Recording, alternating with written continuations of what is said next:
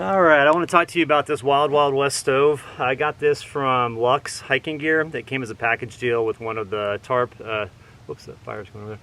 One of the teepee tarp tents that I have. And this is an absolute garbage stove. You don't want to have this stove. And there's 6 different things that I've identified that I think are major flaw designs. So I want to go over this with you real quick to make sure that you don't purchase one of these. There is a stove that is actually legit that looks like this. It's from Winterwell, and Winterwell makes good stoves, but Wild Wild West does not. This is a Chinese knockoff of it. So it's like a replica of that stove.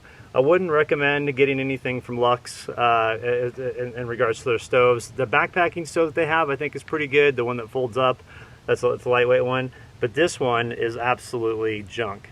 So let's go over the features of what I think are design flaws, and I'll explain why it's important not to use a stove like this in any setting, whether it's a tent or a camper or whatever. I'd only use it outdoors just based on how poorly it performs. So let's go over this stuff.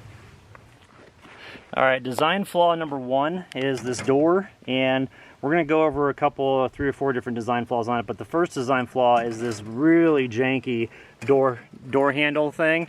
If you can see here, if I wiggle this back and forth, you can see how that it's not a solid latching system, and so when you put it on here, even when I accidentally bent this yesterday, so it's sticking out a little bit more than usual, but even when it's not bent, there's a gap in between the firebox and the door here, and there's not any welding cloth or welding rope around here that could create a seal on the outside.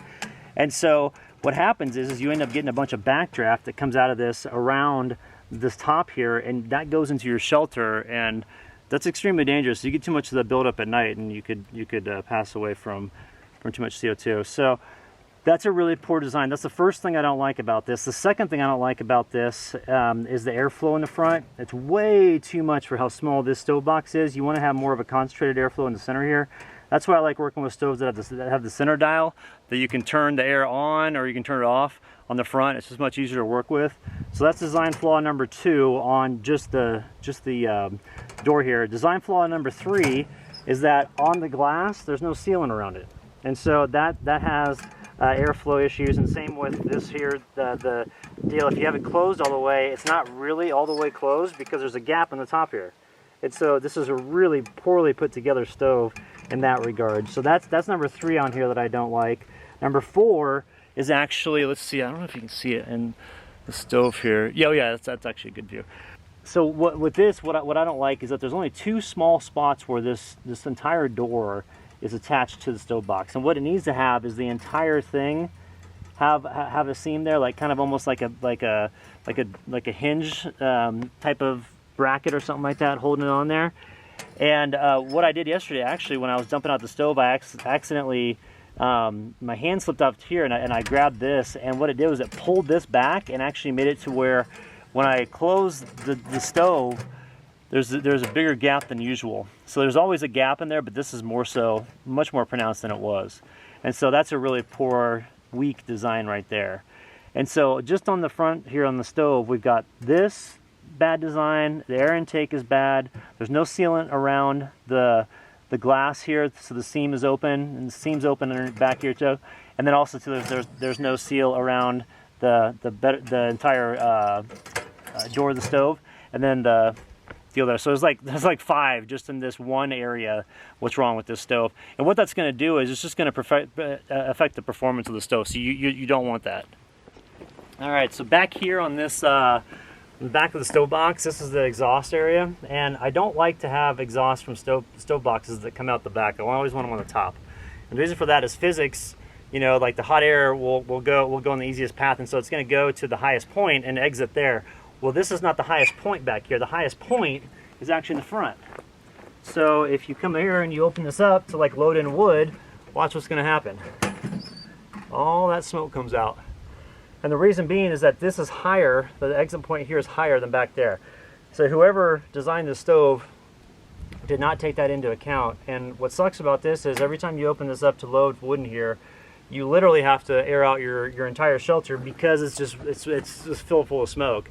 And so it kind of defeats the purpose of heating your structure with a wood stove if every time that you load wood into it to warm it back up, you have to completely clear out your shelter with fresh air. And so that's something that I think is probably the worst design. I mean, there's a lot of bad things about this, but that's one of the worst for sure. So you just don't want that backdraft into your shelter.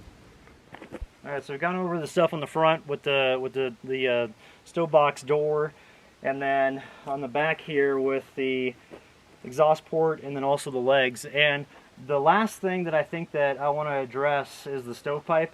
It's only 3 inches around, which I don't like that because that has a tendency to create a lot of creosote and soot, and that's what all this black stuff is on here.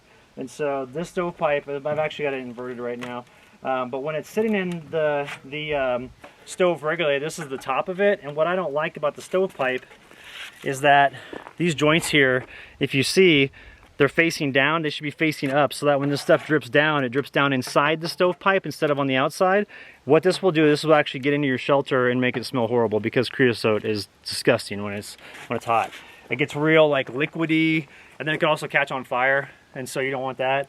So I think as far as a design for a stovepipe, this is probably the worst design you could come with. It's 3 inches and it's inverted the wrong way.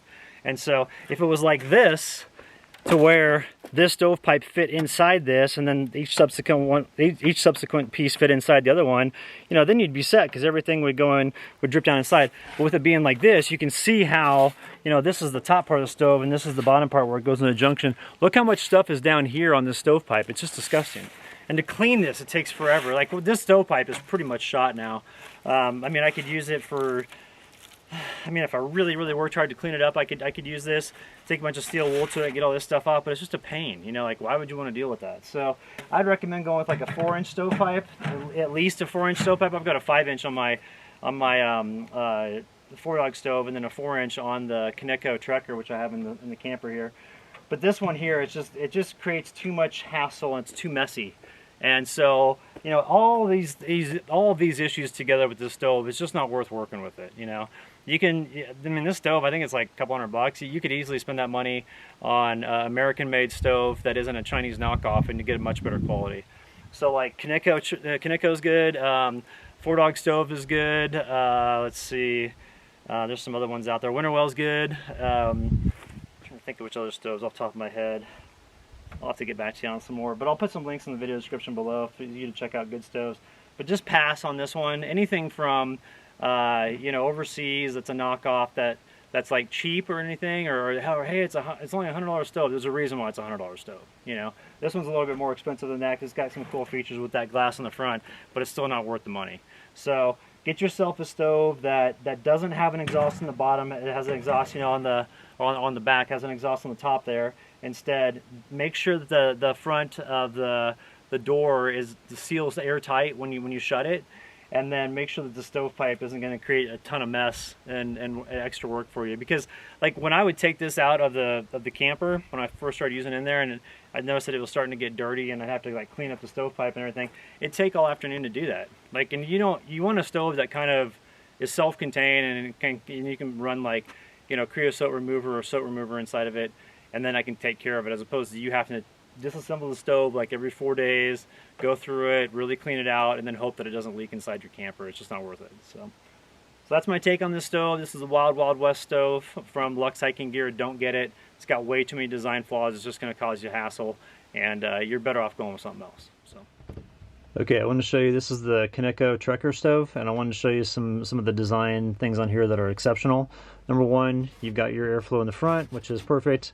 You've got a mount that is the entire length of the door front here, which is what you want. That's great because it creates a really good seal. On the interior here, the way that this door works, you don't have the rope that goes around here. What you have is you have a type of door that makes it seal on, so the more that you push this down in there, the more it pinches, and it pushes the door in.